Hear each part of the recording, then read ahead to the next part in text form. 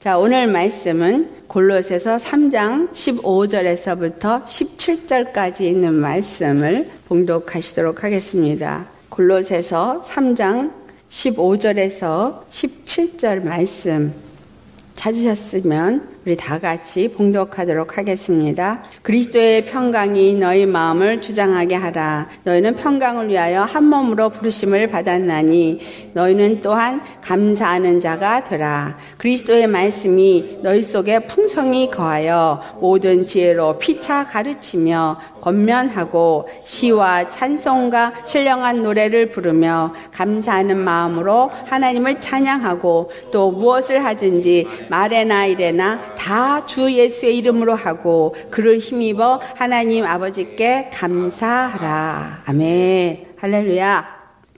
오늘 말씀의 제목은 17절에 말씀하신 것처럼 무엇을 하든지 말에나 이래나 다 주 예수의 이름으로 하고 그를 힘입어 하나님 아버지께 감사하란 이 말씀이 우리에게 주시는 말씀입니다. 말에나 이래나 주 예수의 이름을 힘입고 행하자.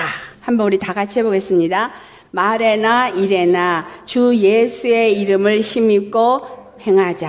아멘. 아주 중요한 말이에요. 우리 다른 설교 하나도 안 들어도 보면 요 말씀만 딱 들어도 이 생각할 일이 참 많아요.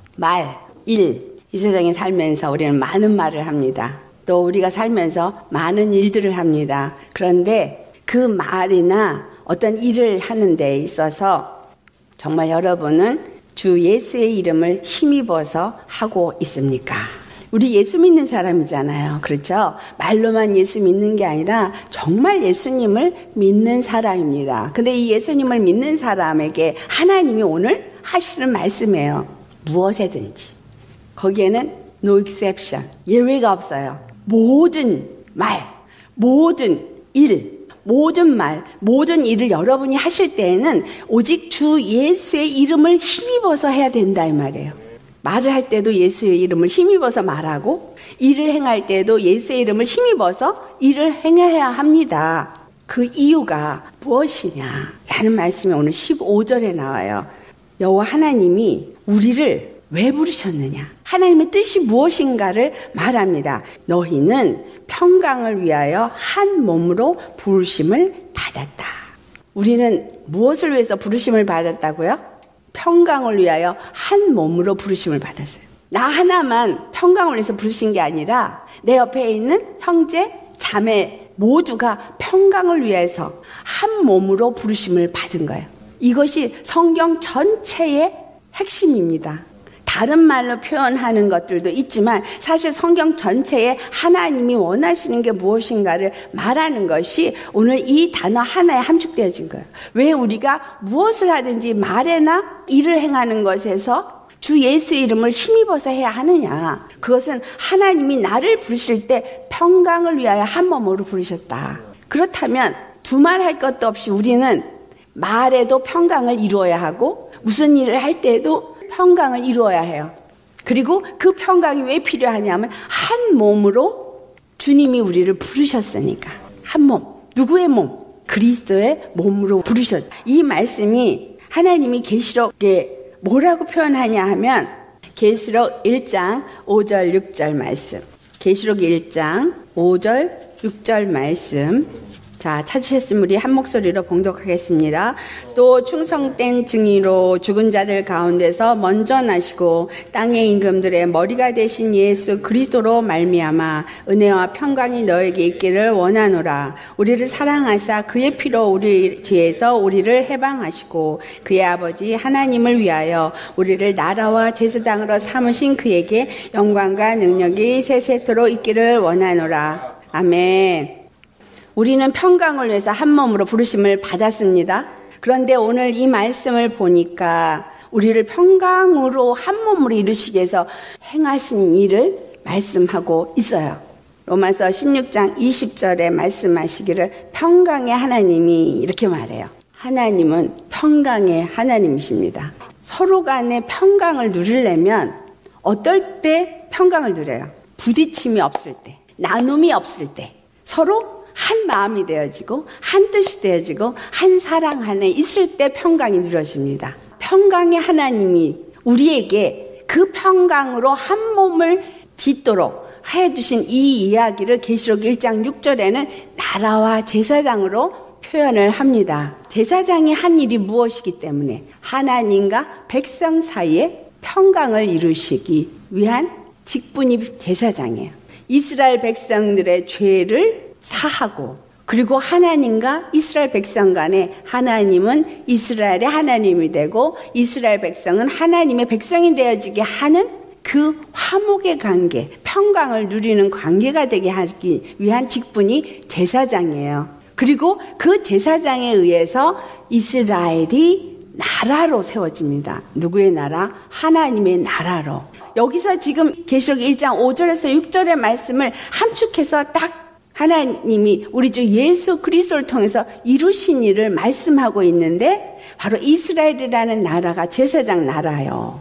하나님과 모든 백성 사이에 화목의 관계, 평강을 누리게 하는 그 역할을 하는 백성이다라는 거죠. 이 말씀을 우리가 살펴보면 첫 번째로는 예수 그리스도가 바로 이 평강을 이루기 위해서 십자가에 죽으신 것을 말씀하고 있습니다. 그래서 예수님이 어떻게 되셨다 그랬어요? 우리를 사랑하사 그의 피로 우리를 죄에서 속량하시고 우리로 하여금 그 죄에서 해방되게 하셨다. 무엇으로? 십자가의 피로. 이 말씀은 여러분 지식으로 받으면 안 돼요. 여러분이 어떠한 상황 속에 어떠한 죄악 가운데 있었다 할지라도 예수님이 십자가에 피 흘려 죽으심으로 나를 그 모든 죄에서 사해 주셨어요. 해방해 주셨어요. 과거의 죄, 현재의 죄, 미래의 죄 다 해방해 주셨습니다. 여러분 지난 주간에도 죄를 짓고 오셨죠? 우리가 하루를 살면서 하나님 앞에 죄를 안 짓고 지나가기가 참 쉽지 않아요. 왜냐하면 불뚝불뚝 올라오는 게 내가 너무나 올라오고 있거든요. 내 생각이 올라오고 있고 내 판단이 올라오고 있고 내 어떤 육체의 감정이 올라오고 내 정욕이 올라오고 있기 때문에 참 우리의 싸움이 그래서 참 영적인 싸움입니다. 주의 말씀을 받으면 받을수록 알아지는 건 많으니까 싸움이 더 치열해져요. 옛날에는 그냥 무시하고 지나갔던 일이 지금은 실질적으로 내가 해서는 안 될 것인 것과 해야 될 것을 너무나 점점 더 알아지기 때문에 점점 더 내 안의 싸움은 치열해집니다. 그럴 때 우리가 꼭 기억해야 할 것은 예수님이 십자가에서 나를 해방하셨다. 이걸 기억하세요. 예수님이 나를 해방하셨다는 얘기는 나에게 무엇을 주기 위해서? 평강을 주시기 위해서 해방하셨다요. 그러니까 내가 정력이 올라와도 여러분 평강을 잃어버리면 안 돼요. 어떻게 하면 돼요? 바로 회개하시면 돼요. 아주 쉬워요. 그냥 바로 죄가 올라오면 바로 회개하고 바로 말씀을 붙잡으시면 되는 거예요. 내가 넘어질 일이 생겼다 할지라도 금방 넘어졌다 할지라도 그 넘어진 그 순간에 예수 이름을 붙잡고 십자가를 붙잡고 그리고 회개하시고 그 다음에 거기서 평강을 얻으시면 되는 거예요. 근데 내 마음에 평강이 없어. 그러면 평강을 내 마음에 얻을 때까지 예수님의 이름을 부르고 십자가에 피를 의지하는 회개를 하시면 됩니다. 왜? 예수님이 우리를 십자가에서 죽으시고 부활하신 그 이유가 우리에게 평강을 주시기 위함이다라는 거예요. 우리를 죄에서 해방하시기 위함이니까. 그래서 나는 해방받아야 되고 평강을 누려야 합니다. 그리고 나서 예수님이 머리가 되셨다라고 말씀하시거든요. 예수님이 모든 땅의 임금들의 머리가 되셨다라는 이야기를 합니다. 이 말은 모든 권세들이 예수님 아래 무릎 꿇었다 이 말이에요. 오늘 내가 예수님이 십자가에 죽으시고 그 피로 말미암아서 내가 하나님의 자녀가 되어지고 그리고 죄에서 해방을 받은 자라는 이야기만 우리에게 적용되는 것이 아니라 예수님이 땅의 모든 임금의 머리가 되었다는 얘기는 모든 권세의 머리가 되었다 이 말이거든요. 그러니 내가 예수 그리스도를 믿는 사람이라면 나는 모든 권세의 머리가 되어지신 예수님의 권세를 나도 가진 자다라는 이야기예요. 믿으십시오. 그냥 믿으면 돼요. 아, 내가 모든 권세 위에 권세를 가진 자다. 그러면 그 권세를 가진 믿음으로 여기서 말하고 있는 땅의 임금들은 이 땅에 지금 미국의 대통령 아니면 한국의 대통령 이걸 말하는 게 아니라 영적인 임금을 말하는 거예요. 그러니까 세상에 어떤 영의 역사가 내 앞에 나를 공격하고 나를 힘들게 한다 할지라도 나는 능히 이길 수 있는 권세가 예수 이름 안에 있다라는 것을 아셔야 합니다. 우리의 싸움이 정말 예수님 안에서 예수님 십자가에 죽으신 거 나는 믿습니다. 입으로 믿습니다 한다고 믿는 게 아니라 그 예수님을 통해서 나에게 준 것이 무엇인가를 아는 거예요. 자, 평강의 하나님이 우리 주 예수 그리스도를 통해서 나에게 주길 원한 것은 평강이에요. 왜냐하면 우리가 평강으로 한 몸을 이루게 하신 거니까. 사람과 사람 사이에 왜 다툼이 일어나요? 생각이 다르니까. 그렇죠? 내가 생각하는 것과 네가 생각하는 게 다르기 때문에 다툼이 일어나요. 그럴 때 그 다툼이 일어날 때 나의 위에 있는 사람은 자기의 그 권세를 휘두르면서 나를 자기의 뜻대로 주장하려고 합니다. 그럴 때 그 부분은 그래 인정해 주는 거예요. 왜냐하면 주님이 하나님이 세상에 어떤 질서나 권세를 허락하지 않은 게 없기 때문에 그 권세자한테 우리에게 순종하라고 말하고 있습니다. 그래서 그런 부분은 우리가 다 굴복하고 하지만 그것 때문에 내가 좌지우지돼서는 안 되는 거죠. 업무적인 부분에서는 그걸 따를 수 있지만 그러나 우리 심령이 그러한 사람 때문에 눌리고 심령이 상하거나 내가 고통을 당하거나 이런 일은 없어야 된다 이 말이에요. 왜? 주님이 나에게 주신 것은 평강이니까. 세상에 나한테 어떤 일이 있다 할지라도 그 어떤 것들 때문에 내가 내 마음이 상할 필요가 없는 건 나는 하늘의 권세를 가진 자니까 그 모든 것을 능히 예수의 이름으로 누릴 수 있는 권세가 내게 있다라는 거예요. 예수님이 십자가에서 주신 이 은혜가 어떤 은혜이냐? 우리로 평강으로 한 몸이 되게 하시는 은혜예요. 평강으로 우리가 한 몸이 되게 하는 이 은혜를 아는 자라면, 내가 정말 한 몸으로 부르심을 받은 자라면 여러분은 어디에 가든지 평강하게, 평안하게, 화평하게 하는 사람이 되셔야 하는 거예요. 누가 나를 힘들게 하고 물어뜯어도 내 마음에 평안이 있으면 그 안에서 사람들과 다툼이 일어나지 않는 역할을 하게 될 거예요. 다른 사람이 서로 다퉈도 그 안에서 평안함을, 화평함을 만드는 일을 하게 될 것입니다. 팔복 중에 화평케 하는 자는 복이 있나니, 그러면서 뭐예요? 우리 심령이 화평함을 얻을 것이라. 내가 예수님하고 나 화평함을 이루고 주님과 온전한 교제가 이루어질 수 있는 것은 바로 내 이웃과의 화평을 내가 이루는 자가 되어질 수 있을 때 이것도 온전해진다 이 말이에요. 내가 하나님과 평안이 온전히 이루어지고 있고 화평이 이루어지고 교제가 이루어지고 있다라고 기도하시는 분들은 말해요. 왜냐하면 기도로 주님 안에서 잘 교통이 된다고 믿으니까. 하나님과 교통이 잘 이루어지고 있다고 하면서 형제 간에, 이웃 간에, 형제 자매 간에 화평이 이루어지지 않고 있고 화평을 만드는 자가 되어지지 않다면, 어떤 이론으로 분리를 시킨다면 우리는 다시 한번 생각해 보셔야 합니다. 하나님과 내가 수직 간의 관계가 잘 이루어지고 있는 데만 초점들을 맞추세요. 그런데 이 수직 간의 화평이 잘 이루어진 사람은 그 증거가 수평 간의 관계가 잘 이루어지게 합니다. 내 생각에 수직 간의 관계가 잘 이루어져 있다라고 생각을 할지라도 만약에 여러분이 살면서 어디를 가서 화평케 하는 수평의 관계를 잘 이루지 못한다면 다시 한번 생각해 보셔야 한다라는 거예요. 왜? 하나님이 우리를 평안으로, 평강으로 한 몸을 이루게 하시는 것이 나를 부르신 이유이기 때문에, 나를 부르신 이유가 한 몸으로 세우기 위한 이유이기 때문에 우리가 화평케 하는, 평안을 나누는 자가 되어야 합니다. 오늘 본문 말씀을 보니 그리스도의 평강이 너의 마음을 주장하게 하라. 자, 그러니 내 마음에 먼저 평강이 주장되어져야 하는 거예요. 내 마음이 우리 주 예수님의 평강으로 온전히 주장이 되어져야 그 평강을 위하여 한 몸을 이루게 하신 하나님의 뜻이 이루어질 수 있는 거예요. 그래서 먼저는 내가 하나님 안에서 먼저 평강을 누리는 자가 되셔야 합니다. 이 평강을 누리기 위해서 주신 게 십자가. 그래서 십자가 앞에 나아가서 내가 다 짐을 내려놓는 거예요. 모든 짐을 벗어버리는 거예요. 내가 지금 짊어지고 있는 그 짐들을 하나하나 다 생각해가지고 벗어버리셔야 해요. 생각에 지은 짐, 마음에 짓고 있는 짐, 이 짐이 어디서부터 와요?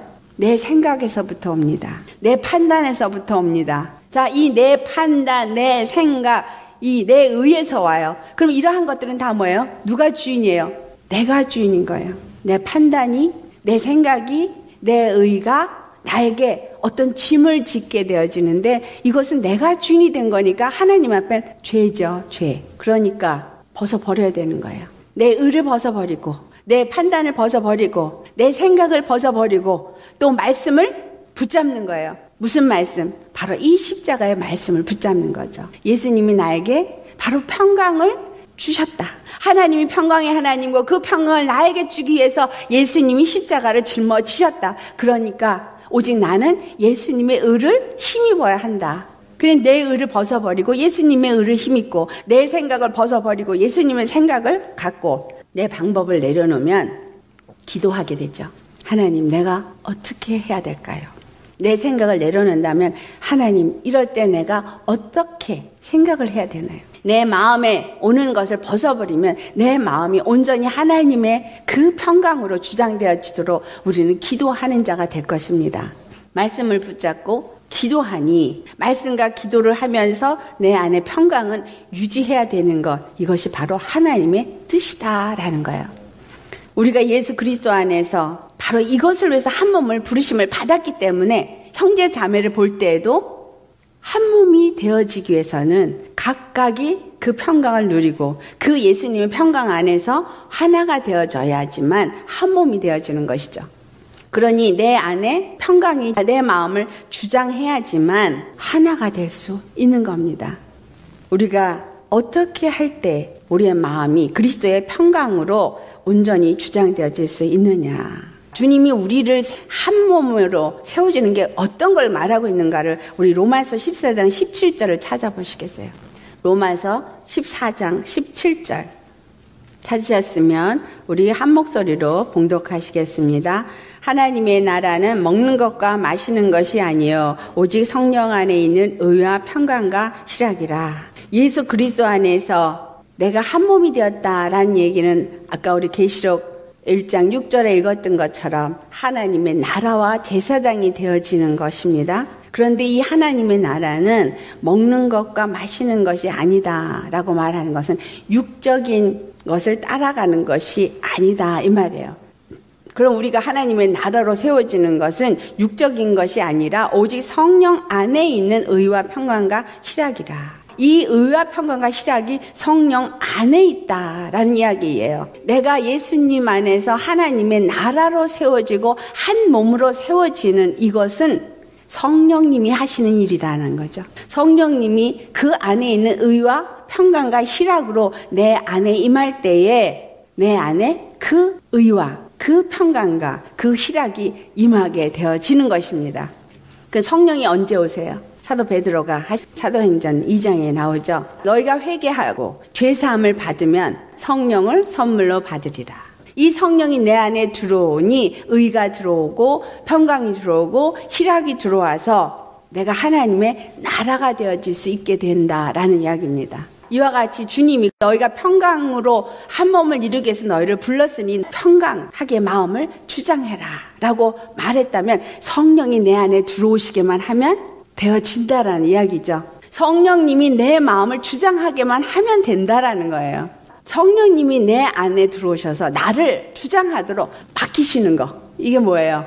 믿음이에요. 성령 안에 의와 평강과 희락이 있으니 성령 안에 내가 맡기고 성령님이 나를 주장하도록 내 생각과 내 마음을 다 맡기는 거, 이게 믿음입니다. 이것이 어떻게 해서 이루어질 수 있느냐. 빌립보서 우리 4장 6절에서부터 7절 말씀을 같이 봉독하겠습니다. 빌립보서 4장 6절에서 7절 말씀.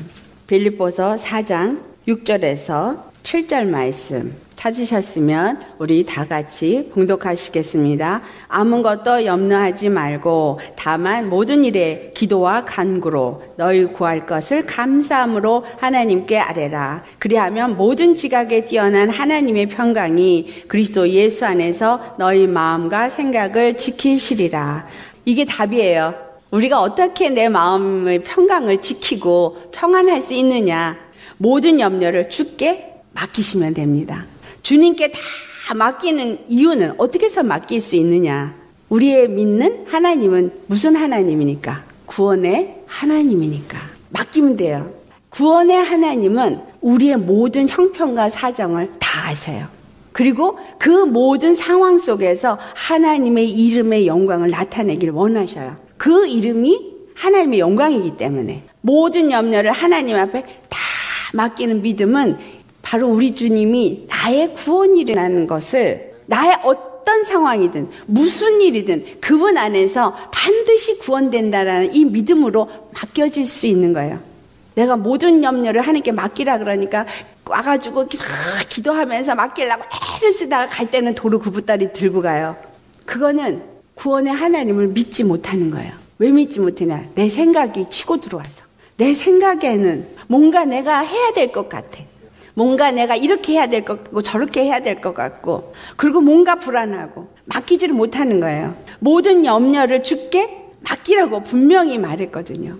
내 안에 평강이 있으려면 모든 염려를 주님께 맡겨야 돼요. 그냥 내려놔야 돼요. 기도를 하면서 주님 앞에 벗어버리시라는 거죠.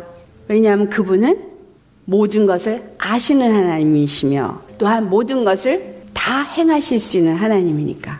그분 앞에 능치 못함이 없는 분이니까. 그런데 왜 내가 기도하자마자 바로 응답이 안 이루어지느냐. 그거는 네가 믿느냐. 우리 믿음을 보시기 위해서 하나님의 때에 일하셔요. 그분의 때가 언제인지 나하고는 상관없는 거예요. 나는 그냥 믿고 맡기시면 돼요. 아직 일어나지 않았어도 반드시 그 일은 일어날 줄 믿고 맡기고 계속해서 기도하시면 되는 거죠. 그 다음에 모든 일에 기도와 간구로 하나님께 아뢰라고 말해요. 그래서 모든 문제, 아주 작은 문제, 내 심령의 문제, 내 가정의 문제, 또한 내게서 일어나는 어떤 문제든 상관없이 다 맡기고 기도와 간구라는 표현합니다. 간구가 뭐예요? 간절히 구하는 거. 그러니까 모든 것을 주님 앞에 간구하는 거. 제가 기도는 하나님과의 호흡이라고 그랬잖아요. 심령이 답답하시다면 아주 깊은 호흡을 해보세요. 그러면 좀 시원해져요. 세상 방법으로도 뭔가 불안한 사람한테 깊은 심호흡을 하라고 합니다. 여러분, 정말 내가 불안할수록 하나님 앞에 더 간절하게 기도하시면 돼요. 안 믿어지니까, 그러니까 마음이 답답한 거거든요. 뭔가 내가 붙잡고 있기 때문에 답답한 거거든. 그러니 깊은 호흡을 함같이 주님 앞에 그냥 계속 맡기는 기도를 하는 거예요. 언제까지? 내 마음에 평안이 올 때까지, 평강이 올 때까지 기도하세요. 그 다음에 빌립보서 4장 9절에 오늘 여기서 빌립보서 4장 6절에서 7절 말씀에 아무것도 염려하지 말고 다만 모든 일에 기도와 간구로 너희 구할 것을 감사함으로 하나님께 아뢰라. 그러면서 7절 말씀에 모든 지각에 뛰어난 하시고 하나님의 평강이 이렇게 말했어요. 하나님의 평강이 지각하고 연결을 시켰어요. 어떻게 하나님의 평강이 모든 지각에 뛰어난 것과 연관이 될 수 있느냐.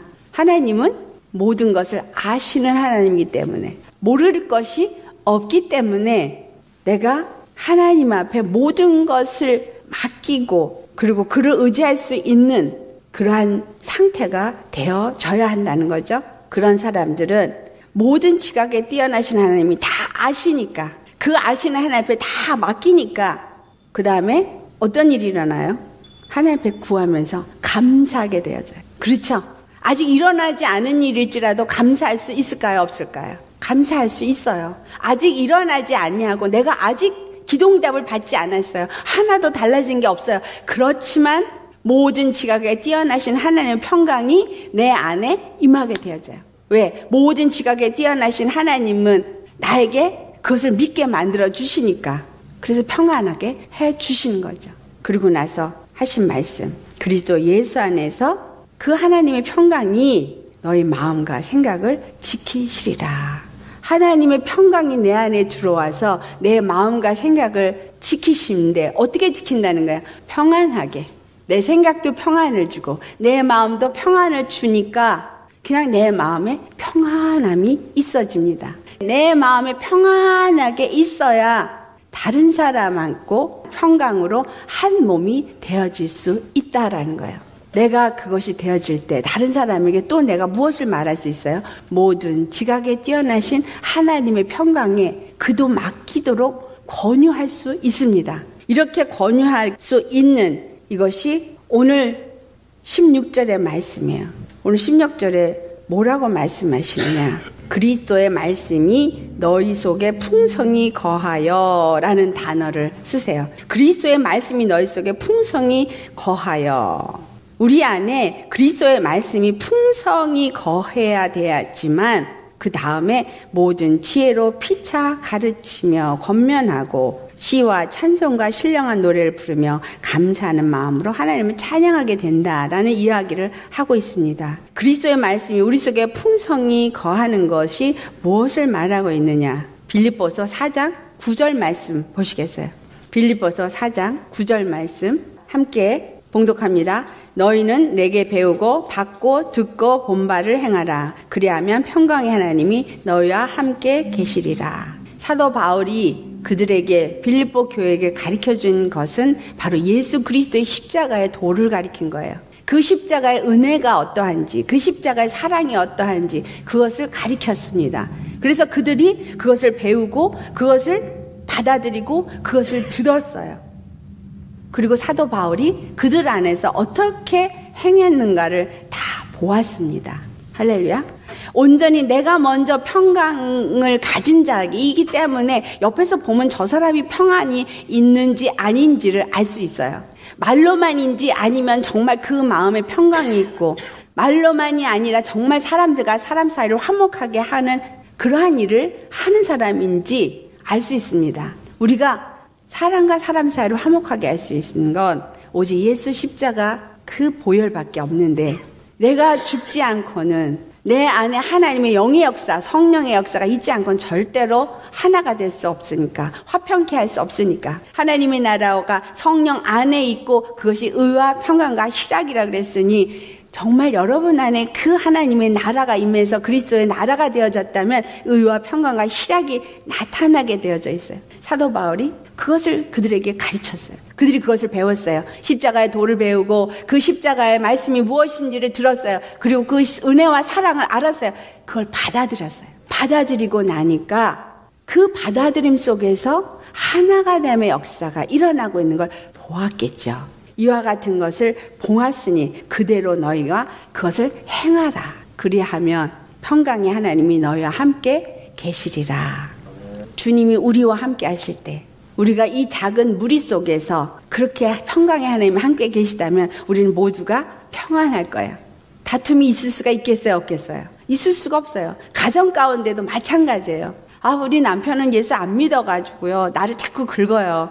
내가 주님 안에 평안을 잘 유지하고 있으면 긁어대는 그 믿지 않는 남편 뒤에 역사하고 있는 마귀의 세력을 내가 알죠. 그러니 당당하죠. 왜? 내 안에 이미 풍성함과 부요함이 있어요. 하늘의 권세가 있어요. 그런 예수의 이름으로 결박하고 대적하고 그리고 그것을 궁일이 여기고 사랑으로 자비로 대할 수 있게 되어지면 저쪽에서 어떻게 나와요? 웃는 얼굴에 침 못 뱉는다는 이 세상 속담도 있습니다. 웃고 나한테 잘하는 사람한테 10번 괴롭히다가 9번, 8번 줄어들 거예요. 주님 안에서 우리가 이길 수 있는 이김이 무엇이냐? 이김은 사랑이라고 분명히 성경은 말하고 있어요. 사랑은 허다한 죄를 덮는다 그랬어요. 할렐루야. 그러니 내 안에 사랑이 없으니까 그게 안 되는 거죠. 그럼 내 안에 사랑이 어떻게 해서 들어있어요? 예수 십자가의 그 피 흘림이 내 안에 온전히 내 것이 되어진다면, 내가 온전히 예수님과 함께 죽은 자가 되어진다면 내 안에 바로 그 사랑이 역사하게 될 것이고 성령이 역사하게 될 것이고 의와 평강과 희락이 내 안에 있으니 나는 주님 안에서 사랑을 나눌 수 있는 자가 되어지고 그 사랑 앞에 허다한 죄를 다 덮으니 당연히 내 안에서 정죄하고 판단하는 자 되지 않을 것이고 사단은 결국은 두 손을 들게 되어져 있습니다. 여러분, 사랑으로 모든 것을 이길 수 있습니다. 예수님이 십자가의 사랑이 모든 것을 이기신 것처럼 우리도 예수님이 십자가의 사랑으로 내가 죽고 그 사랑으로 산다면 우리는 이길 수 있어요. 주님이 사도 바울을 통해서 말씀하셨어요. 평강의 하나님이 우리와 함께 할 수 있는 그 방법을 너희가 배우고 받고 듣고 본 바를 행하는 것. 우리 주님이 우리 안에서 풍성히 그 말씀이 내 안에 거한다면, 십자가 복음이 내 안에 말씀을 통해서 들어와서 나를 지배한다면, 내 생각과 마음을 지배한다면, 그 다음에 하신 말씀이 모든 지혜로 피차 가르치며 권면하라. 우리가 모든 지혜로 피차 가르치며 권면하는 자가 어떻게 될 수 있나? 나는 나 하나도 온전히 할 수 없는데. 근데 주님이 마태복음 28장 18절에서 20절에 주신 말씀을 사람들은 지상 대위임령이라 그래요. 이 말씀은 모든 자들에게 동일하게 주시는 말씀이기도 합니다. 하나님이 그 사람을 부를 때 이 말씀을 주시지만 왜냐하면 우리는 평강으로 한 몸이 되어지도록 부르심을 받았기 때문에 이 말씀이 모든 자에게 주어진 거예요. 근데 모든 자들에게 주어진 이 말씀은 어떤 말씀이에요? 하늘과 땅의 모든 권세를 저와 여러분에게 주셨다고 말씀합니다. 아버지와 아들과 성령의 이름으로 세례를 주라는 말씀을 하세요. 자, 이 말씀을 아이고 내가 목사가 아닌데 어떻게 세례를 줘? 라고 생각하겠죠. 그 말이 아니에요. 아버지와 아들과 성령 삼위 하나님의 주시는 세례는 바로 십자가의 세례예요. 그 사람도 예수님을 영접할 수 있게 하는 거예요. 예수님 앞에 세례받은 심령이 되어지도록 하는 거죠. 십자가의 복음을 그들에게 전함으로 인해서 바로 그들이 또한 아버지와 아들과 성령의 이름으로 세례를 받게 되어지는 것. 물과 성령으로 세례를 받는 자가 되어진다라는 거죠. 그 다음에 하신 말씀이 내가 너에게 분부한 모든 것을 가르쳐 지키게 하라. 그러기 위해서 가서 너희는 제자를 삼아. 이렇게 표현해요. 내가 하나님 안에 제자가 되어지고 또한 가서 다른 사람을 제자로 삼게끔 되어지는 것이 이게 한 몸을 이루는 거예요. 내가 한 몸이 되어지는 걸 그리스도의 제자가 되는 것이고 또한 가서 다른 사람도 그 제자가 되어지게 하는 것. 이것이 한 몸으로 지어지게 하는 건데 내가 분부한 모든 것을 가르쳐 지키게 하려면 내가 모르고 어떻게 하겠느냐. 주님이 나에게 분부하신 분부가 무엇입니까? 평안해라예요. 다른 거 아니에요. 하나님 안에서 평안하는 거. 하나님과의 관계가 화평한 거. 이건 십자가를 떠나서는 할 수 없다라는 이야기를 주고 있어요. 그래서 내가 십자가에서 하나님과 온전히 화평이 되어질 수 있는 거는 성령 안에 이것이 있기 때문에 예수님과 함께 내가 죽고 성령 안에서 예수님 안에서 하나가 되어졌을 때 이 평강이 내게 오고 그리고 나도 다른 사람에게 그것을 전할 수 있다라는 거죠. 어떤 성경 말씀을 공부를 많이 해가지고 성경을 가리키려고 들어요. 성경이 하는 말씀을 우리 잘못 이해하시면 안 됩니다. 하나님이 성경 66권을 쓰신 이유가 뭐예요? 그 66권에 무엇이 기록이 되어져 있습니까? 예수 십자가의 은혜와 하나님의 구원이 기록되어져 있어요. 사람들에게 우리가 가르쳐야 될 것은 바로 십자가의 은혜와 사랑인 거예요. 그걸 통해서 이루신 하나님의 구원을 가르쳐주는 거예요. 그 구원은 바로 평강과 연결이 되어진다라는 거예요. 그 구원을 주시기 위해서 예수님이 십자가에 죽으셨고 부활하셨고 그로 인해서 그 성령님이 우리에게 들어오셨고 이 성령님이 우리에게 주신 건 의와 평강과 희락이라는 거예요. 내가 예수님을 믿으면 의와 평강과 희락이 있어야 되어지고 내가 예수님을 믿는 자가 되어져서 다른 사람들을 가르쳐줄 때는 무엇을 가르쳐주느냐? 바로 성령 안에 있는 의와 평강과 희락을 가르쳐주라 이 말이에요. 내가 예수님을 온전히 만나지 못하면서 성경을 신학을 공부해서 또는 많은 책을 읽어서 그리고 그거를 가르쳐주려고 애를 써요. 그런 것들이 만약에 우리에게 구원을 줄 수 있다면 굳이 전도자가 필요 없고 굳이 설교하는 목사가 필요 없어요. 왜? 책을 읽으라 그러면 되니까. 책 너무너무 많아요.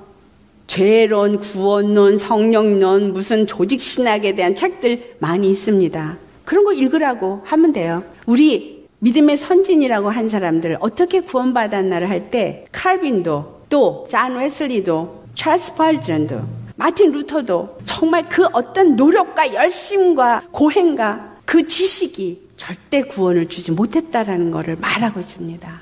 하나님의 구원은 그냥 내가 믿으면 되는 거예요. 받아들이면 되는 거예요. 그런데 이것이 안 돼. 왜 안 돼요? 성령님이 믿게 해주셔야 되니까. 그러니 성령님이 내 안에 올리니까 십자가 앞에 나가서 회개할 수밖에 없는 거예요. 마음에 믿고 입으로 시인하면 구원을 받는다고 돼 있어요. 근데 마음으로 믿고 입으로 시인이 되어져야지. 주여 주여 한다고 되어지는 거가 아니란 이야기예요. 예수님이 십자가의 은혜를 우리가 듣습니다. 들었으면 그 들은 말씀을 처음에는 지식으로 들어요. 귀로 듣습니다. 그러면 귀로 들은 다음에 내 마음을 거기다 합하셔야 돼요. 그렇구나.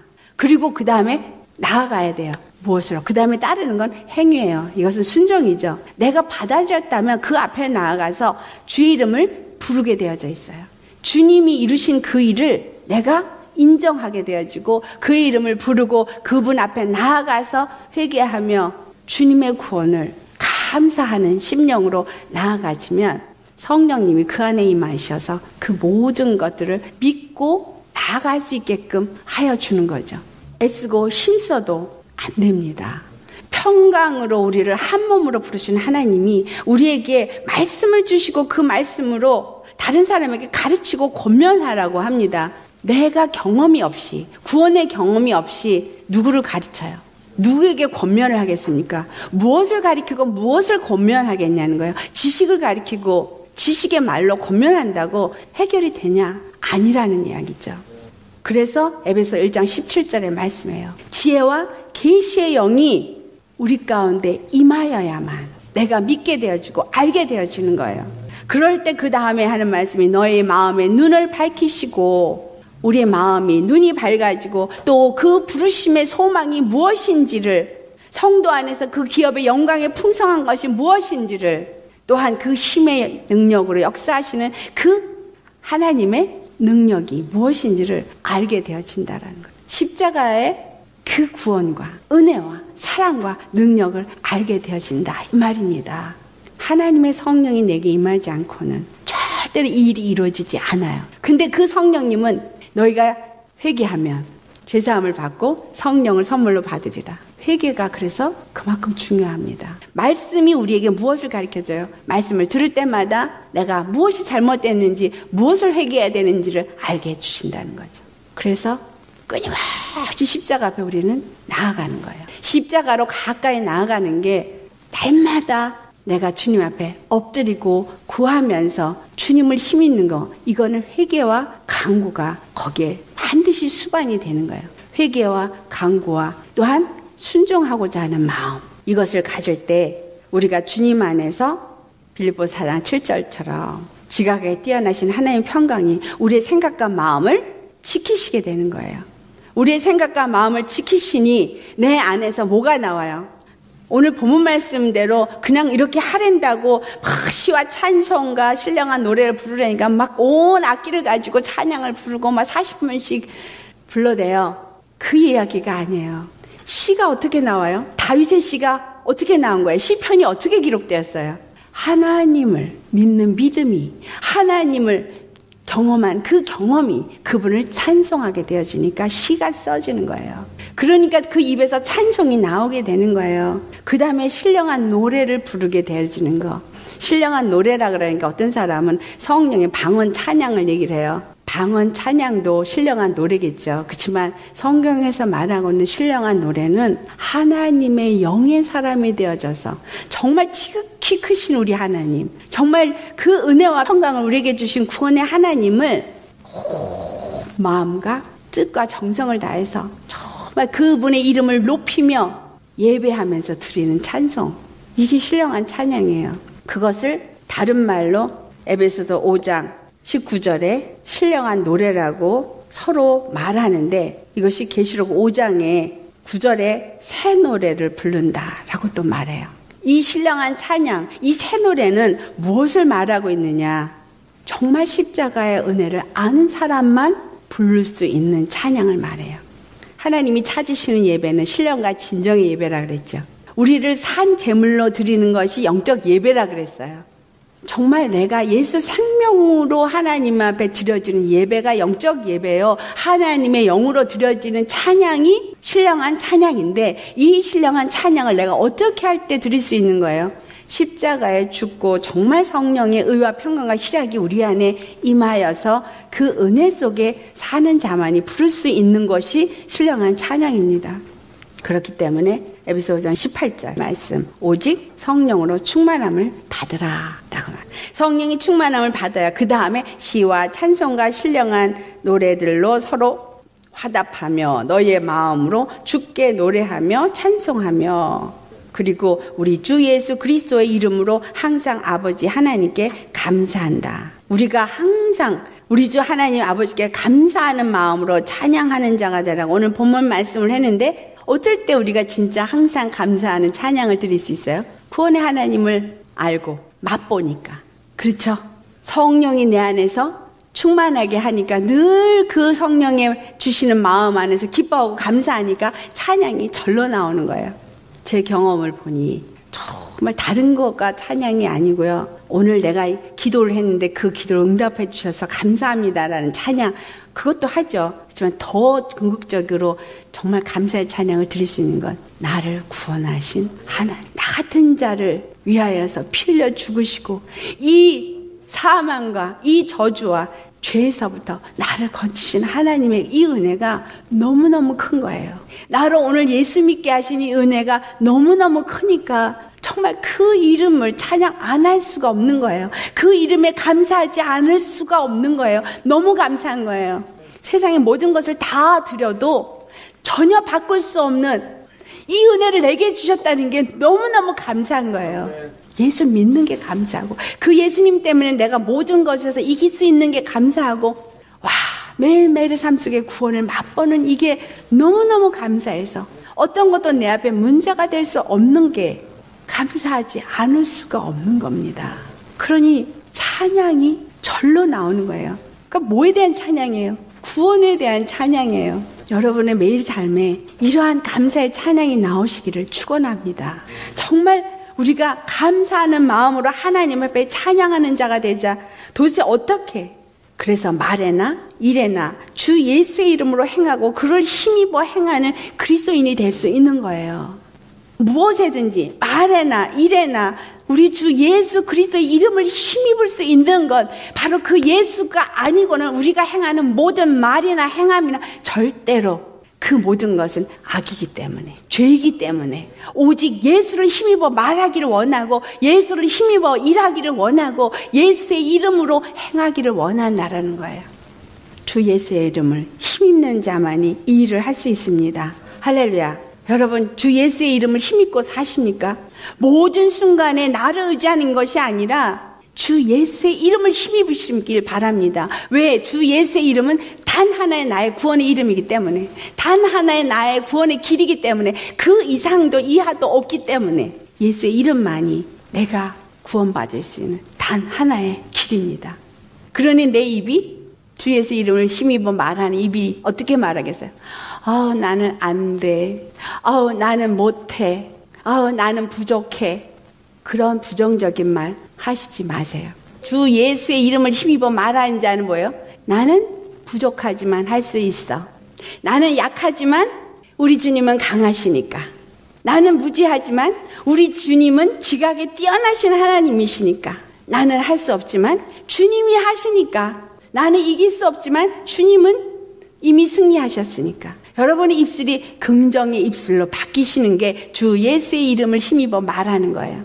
주 예수의 이름을 힘입어 행동하는 건 뭐예요? 나는 할 수 없지만 주님이 하라 그러면 아멘?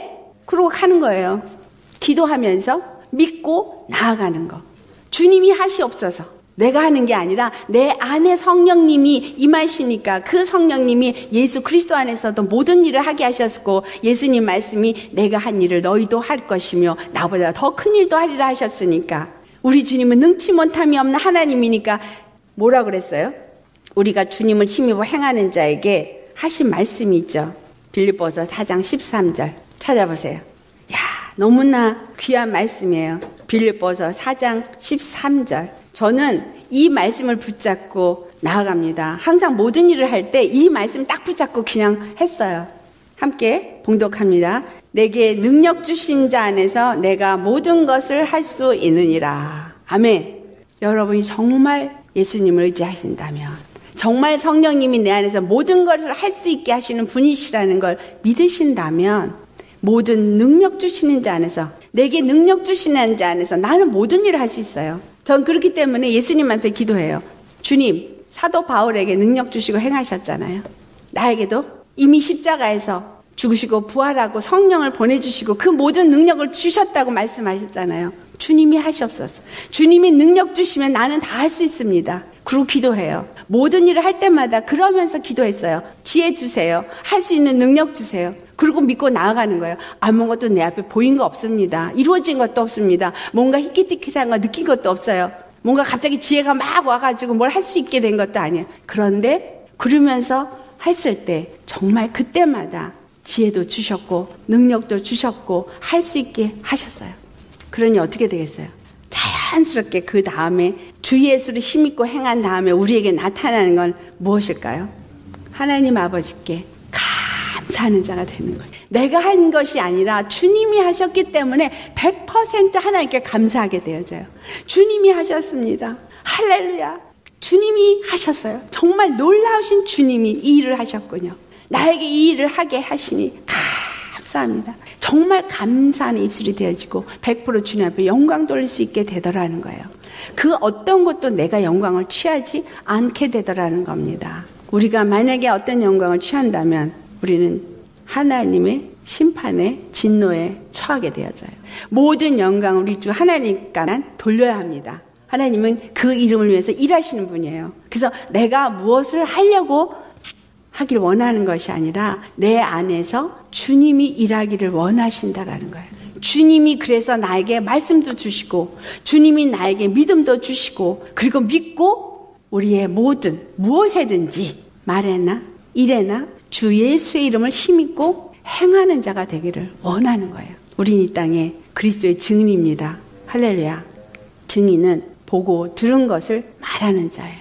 예수 그리스도를 힘입어서 무슨 말에나 무슨 일에나 행하는 자라면 주님은 반드시 하십니다. 능력 주시는 자 안에서 우리는 무엇이든지 다 할 수 있습니다. 저같이 작고 부족한 자가 이렇게 주님의 말씀을 전할 수 있게 하신 거, 이것도 제가 볼 때는 기적이에요. 병든 자를 낫게 하는 것만 기적이 아니라 정말 나같이 부족한 자를 들어서 쓰시는 하나님, 일하게 하시는 하나님. 저는 제 자신이 날마다 정말 예수님의 은혜를 입은 게 감사합니다. 왜냐하면 육체가 너무 약한데 어떻게 이렇게 육체를 힘을 주셔서 감당할 수 있게 하시는가. 그냥 매일매일이 눈을 뜨면서 감사하고요. 이제 잠자리에 들 때 마치면서도 감사해요. 야, 오늘도 하나님이 이렇게 나를 붙잡아 주시고 일하게 하셨구나. 여러분, 정말 예수님이 우리와 함께 한다라고 말씀하셨는데 정말 함께 하는 게 무엇이냐? 함께 하는 건 매일 매 순간이 승리하는 삶이 함께 하시는 이유입니다. 왜? 평강으로 뭐 하기 위해서? 한 몸으로 세우기 위해서 나를 부르셨어요. 예수님이 평강으로 나를 부르셨어요. 한 몸이 되려고 나를 부르셨어요. 그냥 예수님하고 한 몸이 된다는 생각만 해도 너무 기쁘고 감사해요. 어떻게 나 같은 자가 예수님과 천지를 지으신 하나님과 한 몸이 될 수 있는가? 그냥 그것 때문에 다른 것 다 필요 없고 예수님과 한 몸이 되어지는 거, 이게 궁극적인 내 삶의 목적이에요. 그러니까 주님이 하시지 않겠어요? 나를 부르신 하나님이, 한 몸을 세우고자 하시는 하나님이 하실 거 아니에요. 그러니까 제가 선교 갈 때도 두려움 없이 가는 거예요. 그게 하나님 일이니까. 할렐루야. 나를 부르신 이도 하나님, 나를 지으신 이도 하나님. 나를 부르시고 나를 지으시고 나의 삶에 그 구원의 이름을 나타내기를 원하시는 하나님, 그게 하나님 뜻이에요. 그 하나님이 그 뜻을 이루실 거 아니에요. 그 의심할 필요가 없는 거예요. 마귀는 나에게 모든 순간에 속입니다. 이런 걸로 속이고 저런 걸로 속이고 이렇게 해서 무너뜨리려고 하고 저래서 무너뜨리려고 해요. 하지만 나를 평강을 위하여 부르신 하나님이 그 일을 하시지 않겠나. 안 믿는 내 남편 부르시고 다 당연히 그도 구원하실 거라는 거예요. 다만 주님의 때까지 뭔가 나에게 요구하는 게 있기 때문에 무엇을 위하여? 평강을 위하여. 땅과 하늘의 평강, 사람과 하나님의 평강, 사람과 사람의 평강, 그리스도의 평강이 우리 마음을 주장하게 하라. 여러분 무슨 말을 하든 주 예수의 이름을 힘입어 말씀하세요. 무슨 일을 하시든 주 예수의 이름을 힘입어 일하세요. 그래서 그 주 예수의 이름을 힘입고 내가 산다면 매일의 삶에 주님이 나와 함께 하시니 주님의 영광을 보게 되고 주님의 구원을 맛보게 되니 하나님 아버지께 감사의 시와 찬송과 찬양을 드릴 수 있게 되는 겁니다. 이게 우리의 믿음의 삶이어야 합니다. 너무 감사하죠. 내가 믿음의 말씀을 붙잡지 않으면 절대로 안 되는 거 여러분 아시죠? 오직 우리 주 예수님만 붙잡고 십자가를 지고 주님을 따르는 매일매일의 삶이 무엇이든지 우리 주 예수의 이름을 힘입어 말에나 일에나 하나님께 감사함으로 행하는 자가 되시기를 예수의 이름으로 축원합니다. 아멘.